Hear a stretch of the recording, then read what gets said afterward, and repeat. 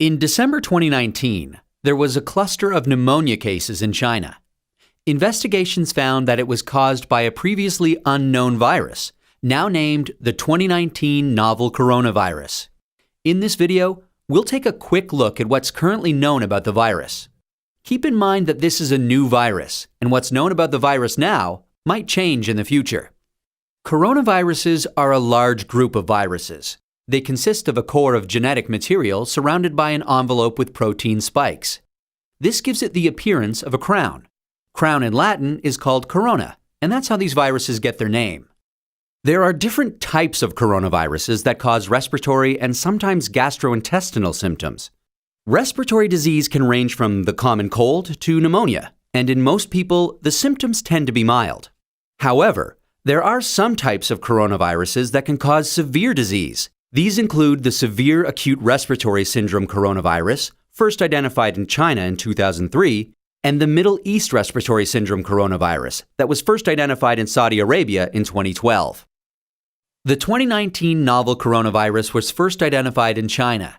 It initially occurred in a group of people with pneumonia who'd been associated with a seafood and live animal market in the city of Wuhan. The disease has since spread from those who were sick to others, including family members and healthcare staff. There are many cases at present, and the disease has spread within China and also to a number of other countries.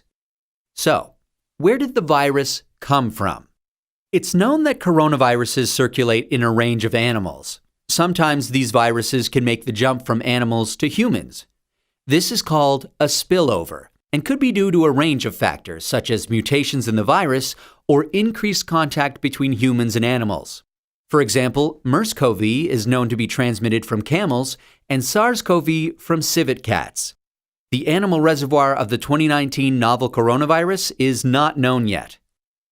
How is it transmitted? The exact dynamics of how the virus is transmitted is yet to be determined. In general, respiratory viruses are usually transmitted through droplets created when an infected person coughs or sneezes, or through something that has been contaminated with the virus. People most at risk of infection from the novel coronavirus are those in close contact with animals, such as live animal market workers, and those who are caring for people infected with the virus, such as family members or healthcare workers. So, how does the disease present? Well, from what is known so far, there can be a number of symptoms ranging from mild to severe. There can be fever and respiratory symptoms such as cough and shortness of breath. In more severe cases, there's been pneumonia, kidney failure, and death. The mortality rate is not known yet. How can we tell whether someone is infected? The infection can be diagnosed by a test called PCR, or polymerase chain reaction. This test identifies the virus based on its genetic fingerprint. There's currently no specific medication for the virus, and treatment is supportive care. There's currently no vaccine to protect against the virus. Treatment and vaccines are in development. How do we prevent transmission of the virus?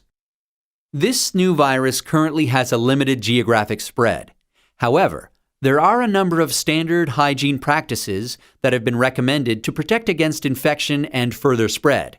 These include covering your mouth and nose when coughing or sneezing with a medical mask, tissue, or flexed elbow, avoiding close contact with those who are unwell, the appropriate use of masks and personal protective equipment, especially in a healthcare setting, washing hands regularly with soap and water or alcohol-based hand rub. Actions that can be taken to prevent infection from an animal source include avoiding unnecessary unprotected contact with animals, washing hands after contact with animals or animal products, and ensuring that animal products are cooked thoroughly before they're consumed. It's important to stay home if you're feeling unwell, but if you have a fever, cough, and difficulty breathing, seek medical care early and share your previous travel history with your healthcare provider. That's a quick look at this emerging infectious disease. Given that this outbreak is evolving rapidly, what's known about this virus can change. Please check the websites below for the most up-to-date information.